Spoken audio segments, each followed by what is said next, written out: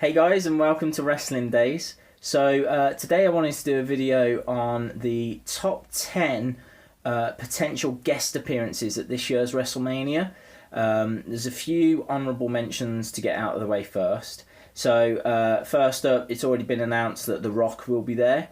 You might see him during the Roman Reigns segment. I think also he could get his own little segment as well. But I think certainly he'll have some involvement in the main event. But that's already been announced. Another guest actually that I'd be really upset if this guy wasn't there. Howard Finkel.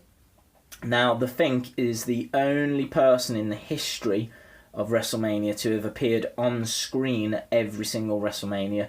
And interestingly as well, he is the person that came up with the name WrestleMania. So that's all thanks to the Fink. If you've got the network, check out Legends House because the Fink's on that. And he just comes across like the nicest guy in the world. Clearly loves the business, lives the business. He's a ring announcer, has been a ring announcer for years and years and years. He doesn't do it anymore. I think he stopped around about the mid-2000s. And now obviously we've got the likes of Eden and Lillian Garcia. But he still does the Hall of Fame inductions. So expect to see the Fink there during that segment. And then the other guests that I'd expect to see, I think that there's going to be some network shows that get promoted. So I think the likes of Edge and Christian, Sergeant Slaughter, Ric Flair, because they have Camp WWE, which is the new animated show. Now that doesn't premiere until I think it's early May. They might use it as an opportunity to bring some legends out and promote a network show. So it kind of ticks a few boxes. So it wouldn't surprise me to see a few of those faces. But let's get stuck into the list. There's a few wrestlers in here. There's a few celebrities, singers, presenters. It's quite a mixed list. But the number one position in particular is the person that I think WWE need to move mountains to get. And if they can get this person, they are going to guarantee themselves a big WrestleMania. So let's get stuck into it then. So number 10, this is pretty much nailed on. It's Flow Rider. The reason that I say this is pretty much nailed on, it's because his track, Welcome to My House, or My House, is all over the trailers. They always have a musical guest. And actually Flow Rider was at WrestleMania 28. So he's clearly got a strong relationship with WWE. They've used him before. His track's all over the trailers. You don't have to be a genius to work out that Flow Rider's going to be there. So that's why he's my number 10 position.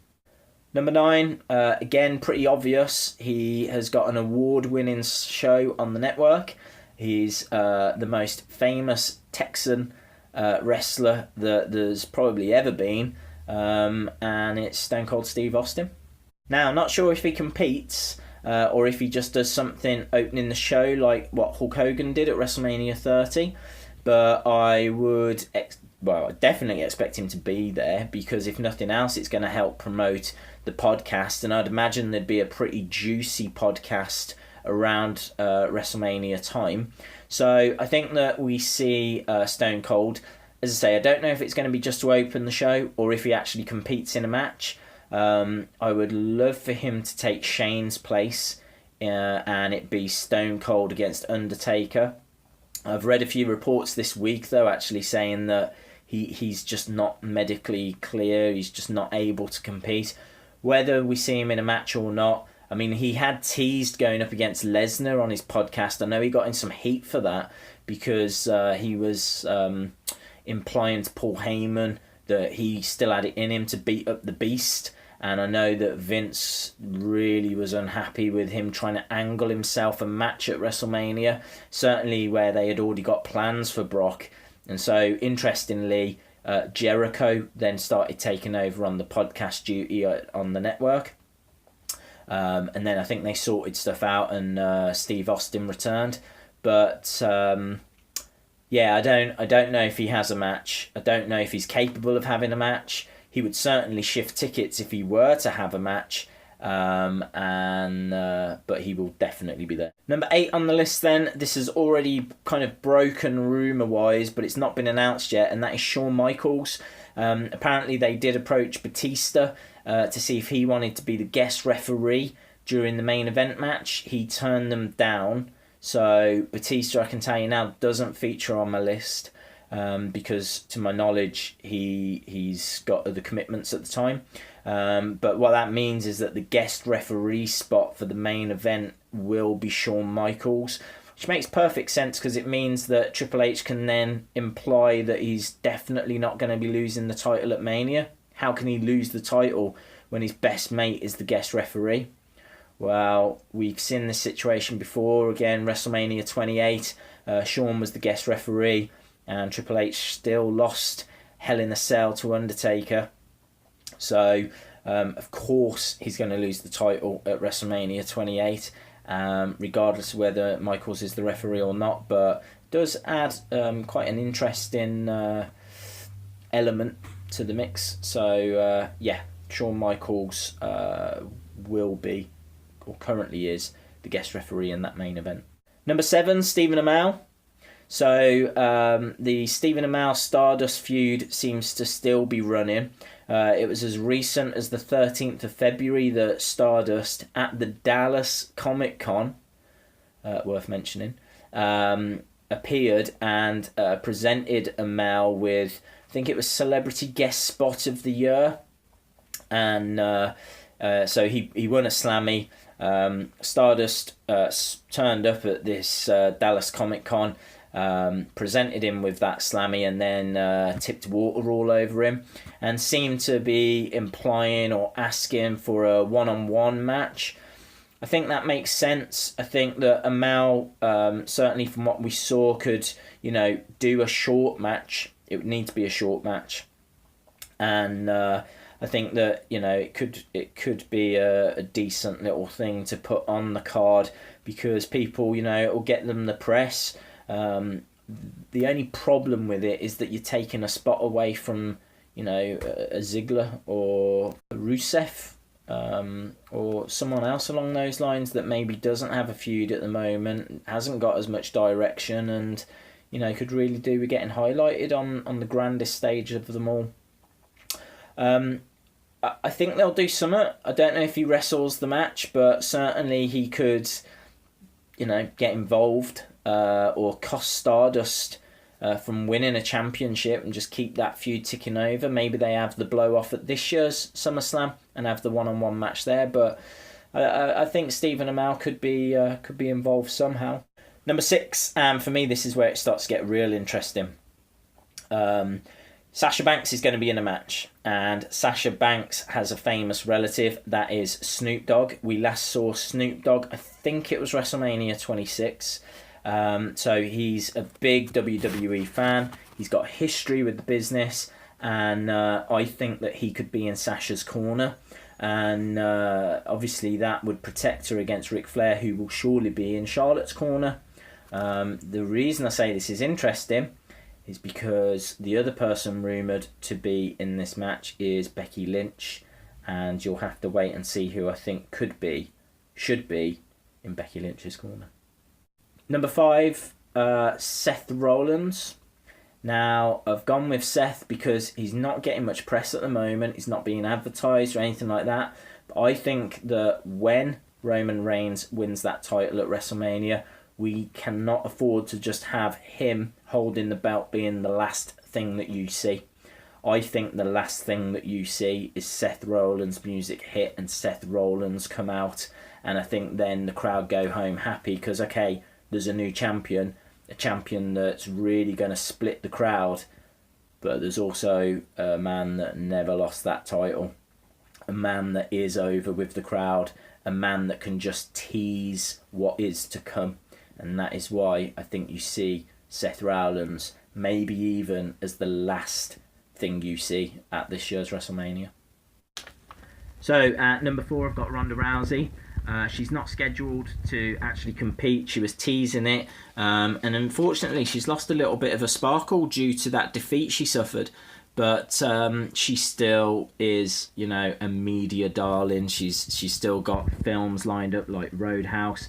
From what I've heard, her schedule is free. I don't think she competes, but I do think she could introduce the next people on my list who are divas who might compete, and that is why at number 3 I have got Trish Stratus and Lita. Now, these two girls have commented before about how they would be open to still competing. In fact, I saw on Twitter them comment that they would be happy to do a Besties versus the Bellas match. Now, obviously, that's not going to happen, but they could still work something into this. You know, you could have Tamina and Naomi just go absolutely mental and run roughshod over the whole Divas division, and then it just needs someone to come and knock them back into line. Sets up a great tag match. If you have Naomi and Tamina against Trish Stratus and Lita, again, it just adds star power. It does take away and take away opportunity for talent that's already on the card. I understand that being a frustration, but this is a big WrestleMania, a very important WrestleMania, and I'm not saying they have to do all of the ideas that are in this video, but could I see them doing 1 or 2 of them?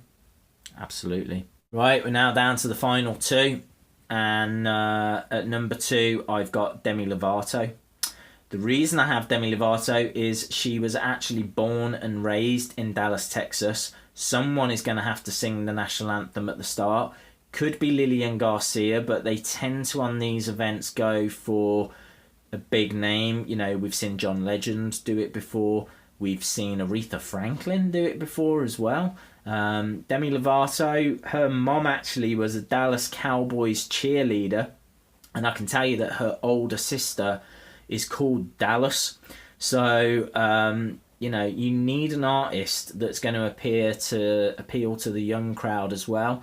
Flo Rida does that, of course, but I think if they could get Demi Lovato, she would be perfect for singing the national anthem at the very start.